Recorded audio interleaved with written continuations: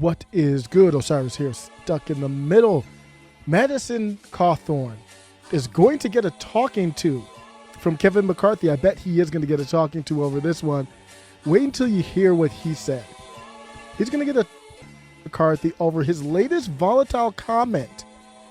What comment did he make? Sexual perversion that goes on in Washington. I mean, being kind of a young guy in Washington, where the average age is probably 60 or 70. And I look at all these people, a lot of them that I've looked up to through my life. I've always paid attention to politics, guys that, then all of a sudden you get invited to, hey, we're going to have kind of a sexual get-together at one of our homes. You should come. And I'm like, what did you just ask me to come to? Yeah. And then you realize they're asking you to come to an orgy. Yeah. Or the fact that, there's some of the people that are leading on the movement to try and remove, addiction in our country. And then you watch them do, a key bump of cocaine right in front of you. And it's like, wow, this is wild. I love the expression. I don't know what podcast that's from, but I would have had the exact same expression on my face. Madison Cawthorn says that he's seen cocaine use and gotten invited to orgies since arriving in Washington. I didn't know they got down like that. I thought it would be crazy, but most people in Washington are like, 80 years old? That's not it's not like the party college atmosphere that I'm envisioning with these orgies and cocaine use. Is Madison trying to admonish the debauchery, or is he actually trying to recruit people to run for office? Because I think some people are looking at it like, I didn't know they got down like that. The average age of people in D.C. serving us is probably going to go down by 10 years with that comment. Don't hate on Madison Cawthorn. He's doing more than anybody else to get rid of these representatives that are over 60, 70, 80 years old with this type of comment. Kevin McCarthy is planning to sit down with Rep. Madison Cawthorn and talk to the North Carolina Republican about his latest incendiary public comment, suggesting that some of his colleagues invited him to orgies as well as used cocaine in front of him. I can picture the latter, that's for sure. During a closed door House GOP conference meeting on Tuesday, multiple Republicans in the room said lawmakers stood up to air. I don't want any. I'm going to stop right here. I played a clip from Nick Fuentes doing these jokes. I don't want to hear any Madison Cawthorn jokes, okay?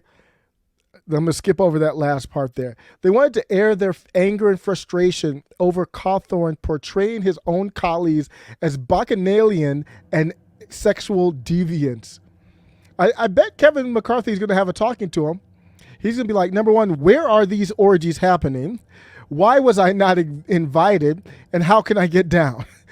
That's probably the extent of the conversation that Kevin McCarthy is going to have behind the scenes with him. In one case, Representative Steve Womack, Arkansas, stood up and addressed his colleagues, telling them he rarely speaks during the closed-door weekly meetings, but felt he must address the topic because he's now getting questions about participants in Cawthorn's alleged orgies and drug use. Womack remarked that many lawmakers go to bed at 9 p.m. and still use fax machines and flip phones, stating that it was inappropriate to paint them with a broad brush, as Cawthorn did. Hey, some of y'all go to bed at 9 and use fax machines, and the other of y'all are in some wild stuff. It's just a weird thing. Like, what is Nancy Pelosi offering for him to get down? Like, who's offering these orgies? I'm sure they probably got the paid workers to come in and do their thing, but seriously, it's not the thing I want to envision. Like, who in D.C. do you want to envision involved in these activities? Cawthorn, you really now that I think about it, I think you should have kept that to yourself, because now we have more questions. I need names, I need places, I need details. This is what he's going to be known for the rest of his time in D.C. Cawthorn's comments about sexual perversion in Washington comes in response to a podcast interview's question. That's who I just played, who was asking about the House of Cards, which features ambitious, corrupt congressmen trying to rise to power. Great show. He was asking, is it unrealistic, or does it paint a somewhat accurate picture of the D.C. political scene? Cawthorn suggested it was pretty accurate. They didn't just make that stuff up. The first-term conservative said he received invitations. This is multiple now. Invitations, plural. Along the lines of, well, hey, we're going to have kind of a sexual get-together at one of our homes. You should come. You know how that happens to everyone, right? We're going to have some type of sexual get-together at one of our houses, homes, or one of our yachts. You should come on through. The 26-year-old described his response.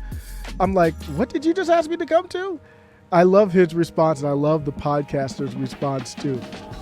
I love how everyone on Twitter with their Ukrainian flags just assumed it was the GOP.